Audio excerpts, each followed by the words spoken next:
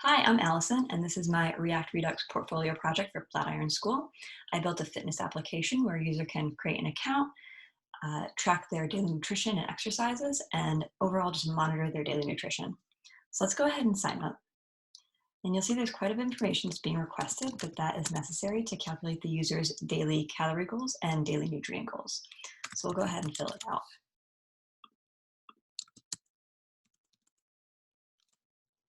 As for the lifestyle, this is really how a user spends the majority of their day, not including any exercise, since that's tracked separately in the app. So when we sign up, we are taken to the user's dashboard. We see that we have a daily summary for today. This date can be changed as needed, but we'll stay with today for now. First up, we have just a breakdown of some profile information. So a current weight, and then hopefully in the future, users will be able to add a goal weight if they're trying to lose weight. For now, I don't have that functionality.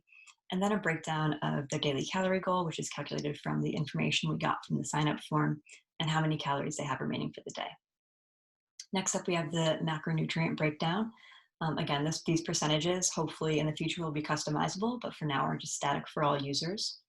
But when a user adds food to their diary, this chart is updated to reflect their macronutrient consumption for the day. After that, we have a breakdown of their exercise for the day by category, displaying how much time and how many calories burned. If we scroll down, we can see the macronutrients broken down by meal. So up here, it's the total for the day, and these are the 4 meals broken down. And then for nutrition, we have the daily goals that have been calculated based again on the sign-up form information we received. And once a user adds some food to the diary, this information is updated accordingly. So let's go ahead and go to the meal diary and add some foods in there and see how that impacts this dashboard. So we can go ahead and start a meal diary, and we'll see at the top that we have the calories remaining, and then we have 4 meals for the day. So let's go ahead and add some food.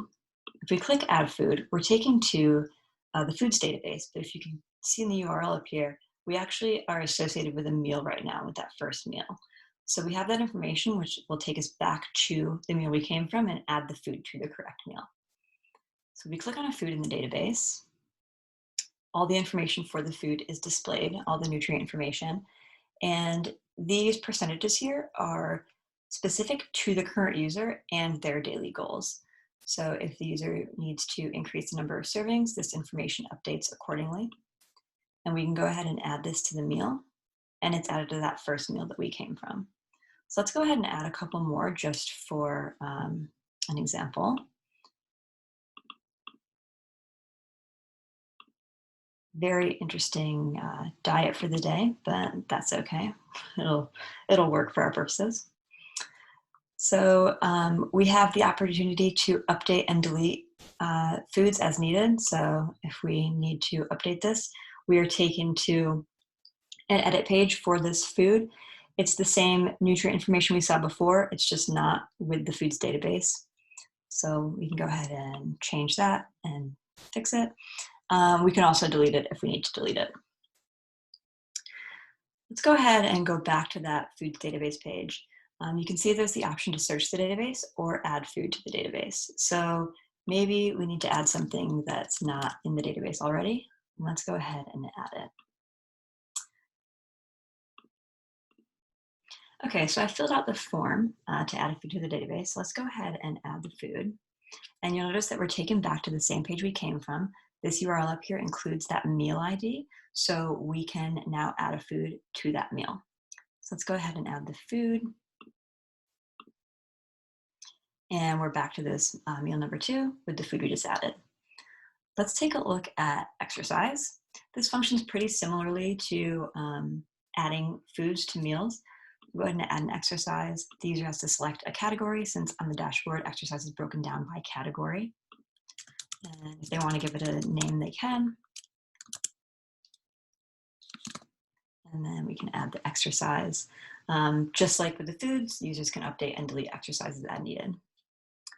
And then if we move on to the foods database, this is very similar to what we saw when we came from that meal diary. The only difference is in this URL, there is no meal information. And if we were to click on a food, we no longer have the ability to update number of servings and add to a meal, since this isn't associated with any meal.